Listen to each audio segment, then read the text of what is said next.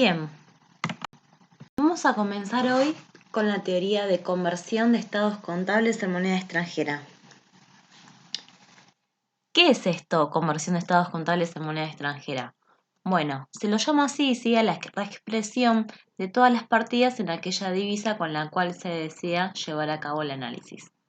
La RT18, para abordar este tema, hace una división entre qué es las entidades integradas y qué son las entidades no integradas. En primer lugar, ¿sí?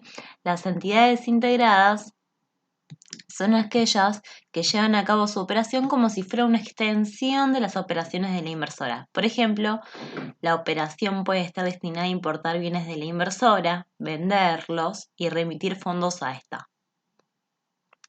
En cambio, las entidades no integradas acumulan efectivo y otras partidas monetarias, incurren en gastos, generan ingresos y obtienen financiación, pero todo ello lo hacen sustancialmente, incluso en la moneda de los estados contables de la inversora.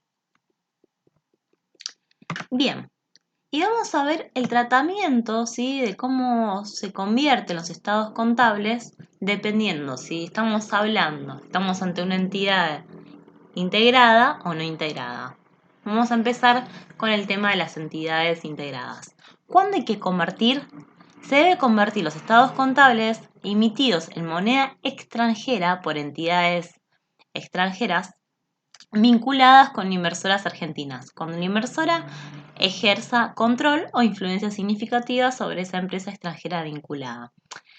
¿Cuál es el objetivo de la conversión? Bien, en primer lugar, evaluar correctamente su inversión aplicado BBP y por otro lado, preparar los estados contables consolidados utilizando el método de la consolidación total o proporcional según corresponda. Algunas consideraciones al momento de convertir. En primer lugar, analizar si los estados contables a convertir corresponden a entidades integradas o no. Fecha a considerar para la conversión de inicio de las operaciones o de cierre. Si existen cambios en el poder adquisitivo de la moneda que requieran ajustes adicionales a efectos de expresar los estados contables a moneda de cierre. Determinación del tipo de cambio a utilizar. Por otro lado, reconocimiento de la diferencia de cambio. ¿A dónde lo imputo esta diferencia que surge? Bueno, la conversión en este caso, sí, siempre la realiza la filial, conforme a las normas vigentes en el país de origen de la casa matriz.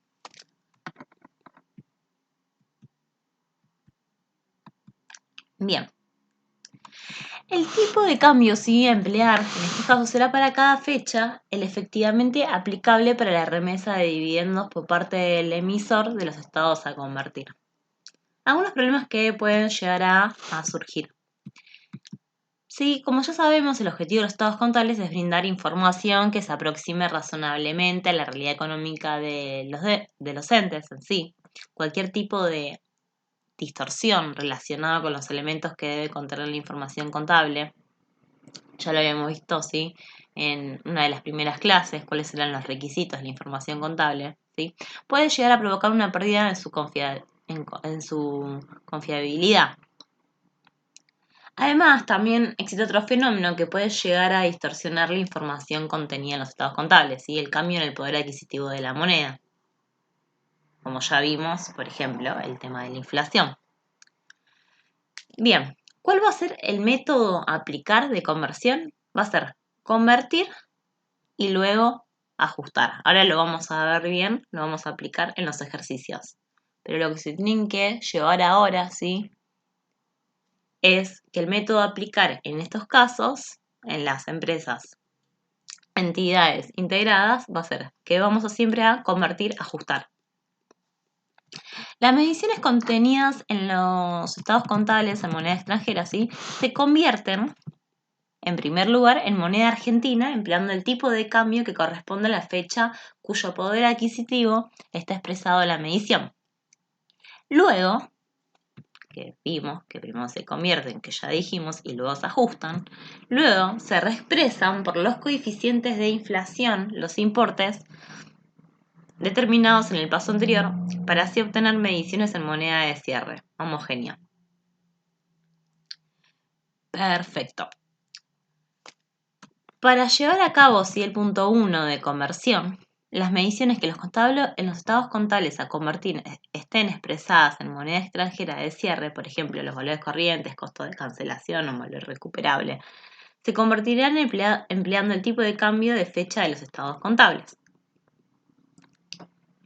Por otro lado, las mediciones que los estados contables estén expresadas en moneda extranjera de momentos anteriores al cierre, ejemplo, costos históricos, ingresos o aportes o retiros de propietarios, se convertirán empleando el tipo de cambio histórico correspondiente.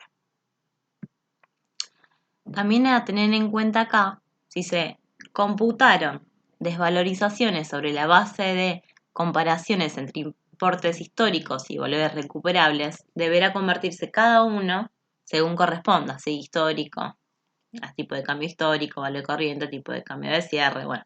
Y luego aplicar las normas sobre desvalorización correspondiente. Entonces, para empresas integradas, las diferencias de cambio puestas en evidencia por la conversión de estados contables se tratarán como ingresos financieros o costos financieros según corresponda. Este ítem también lo tienen que tener en cuenta. Ahora cuando vamos a hacer un ejemplo, lo vamos a poner en práctica.